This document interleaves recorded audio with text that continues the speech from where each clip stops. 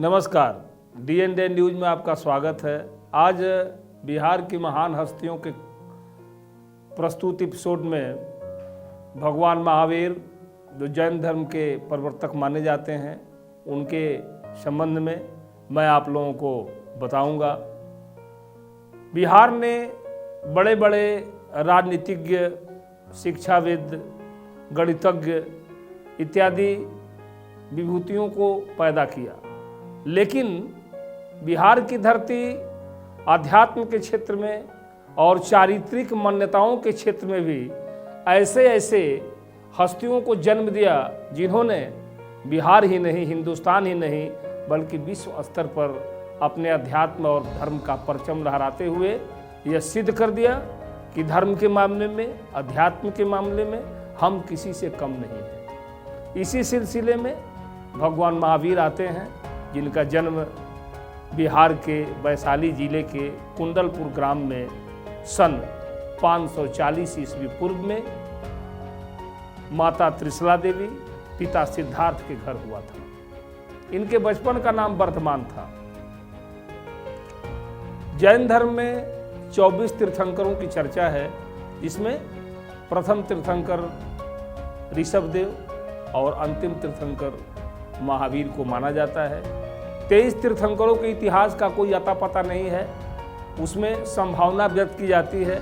मूलतः महावीर का ही इतिहास मिलता है, जो 24वें तीर्थंकर के नाम से प्रसिद्ध हुए।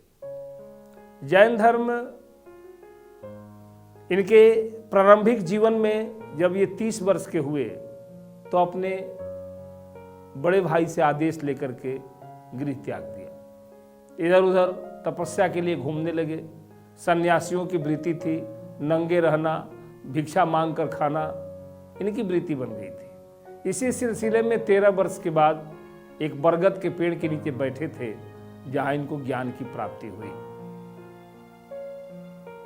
इन्होंने जिस धर्म का प्रतिपादन किया उसे हम जैन धर्म के नाम से जानते हैं। सबसे पहले इनका उपदेश राजगीर में हुआ था।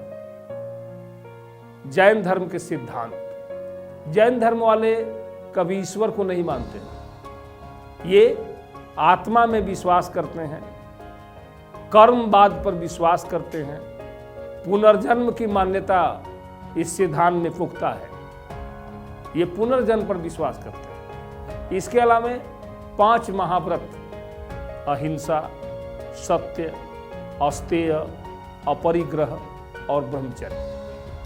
अहिंसा का मतलब किसी जीव को नहीं मारना, सत्य का मतलब सत्य बोलना, अस्तेय का मतलब चोरी नहीं करना, अपरिग्रह का मतलब होता है अधिक वस्तुएं संग्रह नहीं करना, और ब्रह्मचर्य का मतलब मन, वाणी, कर्म से अपने आप को संभालना, ब्रह्मचर्य का पालन करना। उसके बाद 3 रत्न इन्होंने चलाए अपने जीवन में।